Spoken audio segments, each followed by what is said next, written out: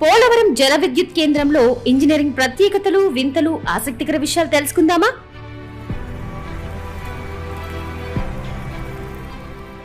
గోదావరి నదిపై ఎడమగట్టు వద్ద తూర్పుగోదావరి జిల్లాలో పోలవరం ప్రాజెక్టుకు అనుబంధంగా 960 మెగావాట్ల జల విద్యుత్ కేంద్రం నిర్మిస్తున్నారు. జల విద్యుత్ కేంద్రంలో 25 మెగావాట్ల సామర్థ్యం మించి విద్యుత్ ఉత్పత్తి అయితే ఆ కేంద్రాన్ని భారీ విద్యుత్ కేంద్రంగా పరిగణిస్తారు. పోలవరం 960 మెగావాట్లు అంటే ఎంత పెద్దదో అర్థం చేసుకోవచ్చు. ఈ కేంద్రం సామర్థ్యపరంగా దక్షిణాదిలోనే సింగిల్ ఉత్పత్తి కేంద్రాల్లో పెద్దది కానుంది. ఈ విద్యుత్ ఉత్పత్తి కేంద్రాన్ని నిర్మిస్తోంది మెగా ఇంజనీరింగ్ సంస్థ. ఇంత పెద్ద కేంద్రం దక్షిణాదిలో ఇప్పటి వరకు లేదు. ఇందుకు అవసరమైన టర్బైన్లు, జనరేటర్ లాంటి ఎలక్ట్రోమెకానికల్ యంత్ర సామాగ్రిని ప్రఖ్యాత ప్రభుత్వ రంగ సంస్థ BHEL సరఫరా చేస్తుంది.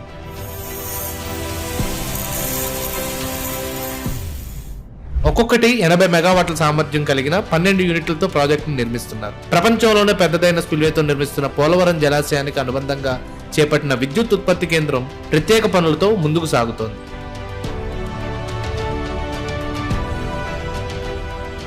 దేశవ్యాప్తంగా అనేక కేంద్రాలు ఉన్నప్పటికీ ఈ జల విద్యుత్ కేంద్రానికి అనేక ఘనతలు ఉన్నాయి. పనులు చురుగ్గా జరుగుతున్నాయి. ఈ విద్యుత్ ఉత్పత్తి కేంద్రం దక్షిణాదిలోనే సింగిల్ లార్జెస్ట్ జల విద్యుత్ కేంద్రంగా చరిత్రకెక్కుతుంది.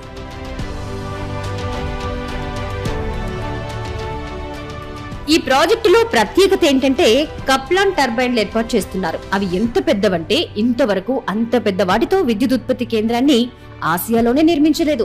ఒక్కో టర్బైన్ ప్రకారం చూసినా, మొత్తం 12 యూనిట్ల ప్రకారం చూసినా ఇండియాలోనే కాదు ఆసియాలోనే పెద్దవి. వీటి సామర్థ్యాన్ని సాంకేతికంగా రేటింగ్ ప్రకారం పిలుస్తారు. అంటే 80 మెగావాట్ల రేటింగ్ తో పనిచేస్తాయి. రేటింగ్ ఆధారంగా విద్యుత్ ఉత్పత్తి సామర్థ్యం పెరగటం లేదా తగ్గడం సాధ్యమవుతుంది. ఇక్కడ రేటింగ్ ఎక్కువ కాబట్టి ఆ ప్రకారం ఎక్కువ విద్యుత్ ఉత్పత్తి అవుతుంది. నీటి ప్రవాహ సామర్థ్యం, క్యూసెక్కులు లేదా క్యూమెక్కులతో పాటు నీటి విడుదలయ్యే ఎత్తు అంటే హెడ్ ఆధారంగా మెగావాట్ల రేటింగ్ ను నిర్ణయిస్తారు. ఇక్కడి పరిస్థితులను బట్టి అంత పెద్ద కప్లాన్ టర్బైన్లతో జల విద్యుత్ కేంద్రం నిర్మిస్తున్నారు.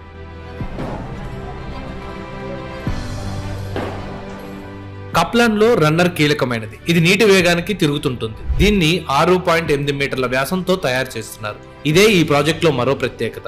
మనకు అర్థమయ్యే విధంగా చెప్పాలంటే గంటకు 80 లక్షల వాట్ల విద్యుత్ ఒకే టర్బైన్ నుంచి వీలవుతుంది. నీటి విడుదల 331 ఘనపు మీటర్లు ప్రతి సెకండ్ కు ప్రతి యూనిట్ నుంచి ఉంటుంది. నీటి విడుదలయ్యే ఎత్తు అంటే హెడ్ 27 మీటర్లు. మనకు వాడుకలో చెప్పేది 81 అడుగులు. దీన్ని బట్టి దాదాపు 9 అంతస్తుల భవనం అంత ఎత్తు నుంచి నీరు పెన్స్టాక్ల ద్వారా టర్బైన్లకు చేరుతుంది. దాంతో 100 సార్లు రొటేషన్ పర్ మినిట్ పద్ధతిలో ప్రతి యూనిట్ పనిచేస్తుంది.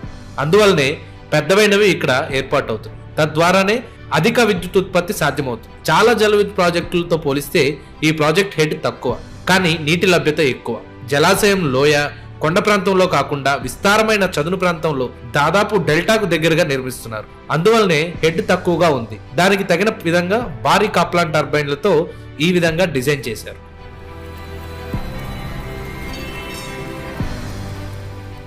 నీటి ప్రవాహ వేగ ఒత్తిడితో టర్బైన్ తిరిగిన తరువాత జనరేటర్ విద్యుత్తును ఉత్పత్తి చేస్తుంది.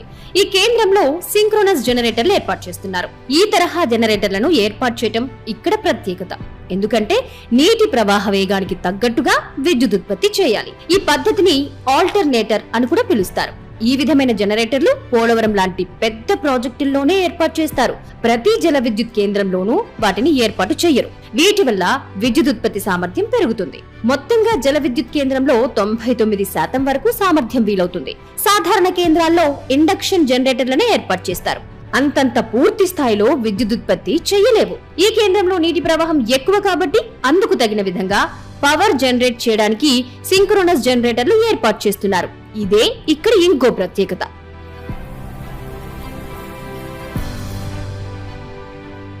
ఈ ప్రాజెక్టు పూర్తయ్యాక వరద ఉన్నప్పుడు 2285 మిలియన్ యూనిట్లు అత్యధికంగాను, సాధారణ పరిస్థితుల్లో మామూలుగా నీటి ప్రవాహం ఉన్నప్పుడు 427 మిలియన్ యూనిట్ల విద్యుత్ ఉత్పత్తి వీలవుతుంది.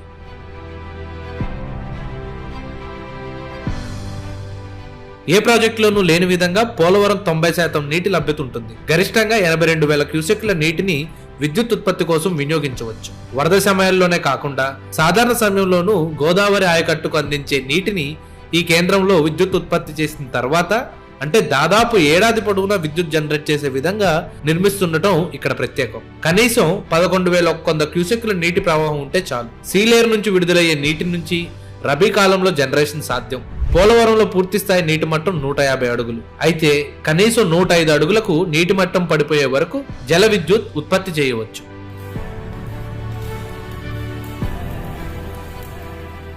సాధారణంగా సాగునీటి ప్రాజెక్టులకు అనుబంధంగా జల విద్యుత్ కేంద్రాలు ఉన్నప్పటికీ పూర్తి స్థాయిలో విద్యుత్ జనరేషన్ కు వినియోగించరు.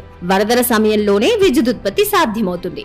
అయితే పోలవరం మాత్రం ఏడాది పొడవునా కనిష్టంగానైనా విద్యుత్ ఉత్పత్తి వీలవుతుంది. ఇది కూడా ఈ ప్రాజెక్టు ప్రత్యేకత. జల విద్యుత్ ఉపయోగించే నీటిని తిరిగి గోదావరి నదిలోకి విడుదల చేస్తారు. ఇందుకోసం 1.5 కిలోమీటర్ పొడవునా టెయిల్ రేస్ ఛానల్ ఉంటుంది. దీని ద్వారా నీరు తిరిగి గోదావరిలోకి చేరి కాటన్ బ్యారేజ్ కి, అక్కడి నుంచి గోదావరి డెల్టాకు రబీకి సాగునీరు అందుతుంది.